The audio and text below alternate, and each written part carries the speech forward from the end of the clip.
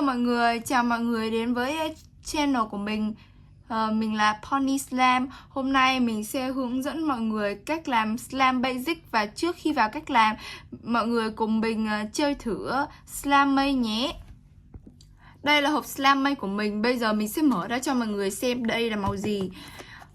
Hộp Slam mây này mang màu sắc xanh dương pastel, khá là dễ thương và có một mùi hương của lotion mình đã cho vào từ trước để làm mềm và thơm slam nha.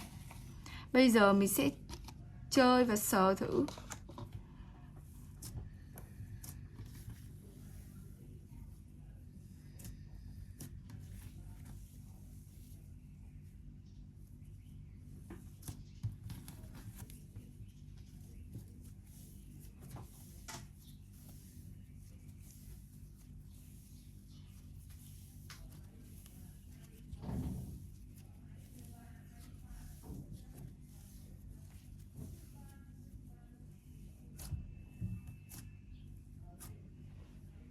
Thôi không nói nhiều nữa, mọi người cùng mình vào công đoạn làm Slam Basic nha. Trước tiên mình sẽ chuẩn bị một cái hũ trống, một cái thìa.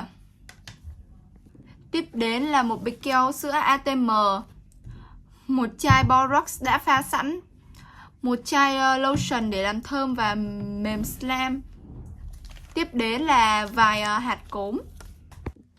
Bước đầu tiên mình sẽ đổ keo sữa vào nha mọi người.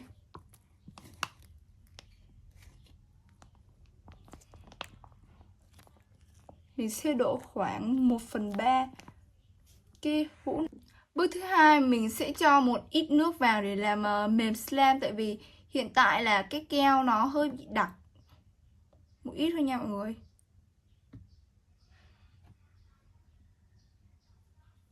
Sau khi cho nước vào, mình sẽ khuấy đều lên để trung hòa giữa nước và slam.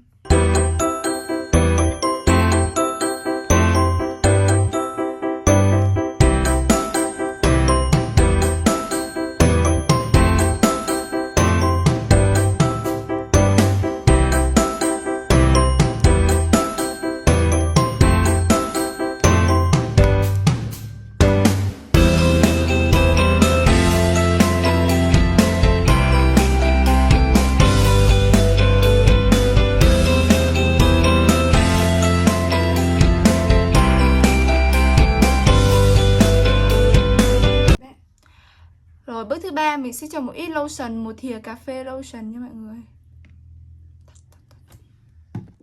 Rồi mình sẽ cho vô. Và mình cũng sẽ tiếp tục khuấy.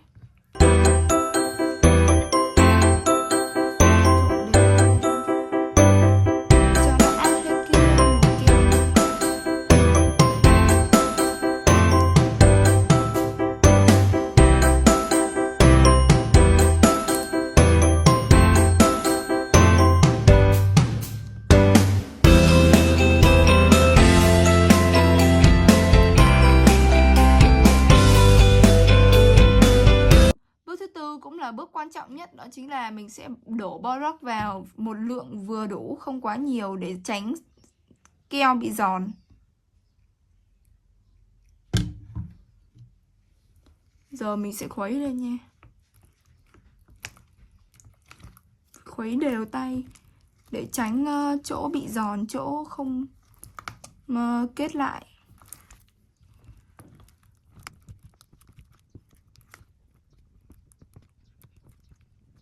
Rồi mình sẽ cho thêm nha.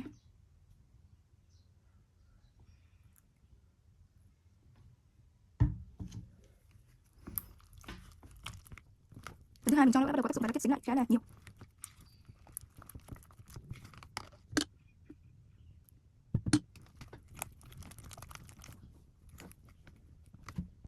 Đây là thành quả sau khi mình đã trộn khoảng 2 đến 3 phút. Giờ mọi người cùng để ra bàn.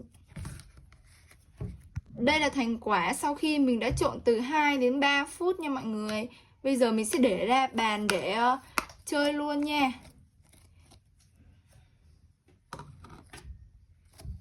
Rất là mềm và thơm luôn. Rồi rất là bóng, có một cái lớp bóng ngoài, mình sẽ kéo dài lên.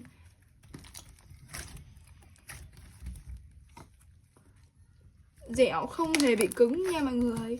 Ở clip sau mình sẽ hướng dẫn mọi người cách khắc phục slam bị giòn hoặc là bị cho quá tay Borax dẫn đến nó không có dẻo và dai.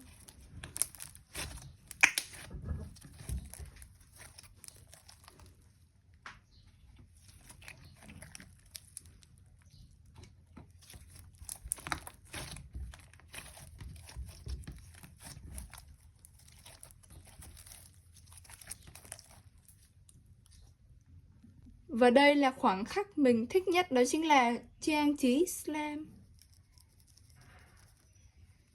Mình sẽ dùng topping cốm với họa tiết là quả dâu tây.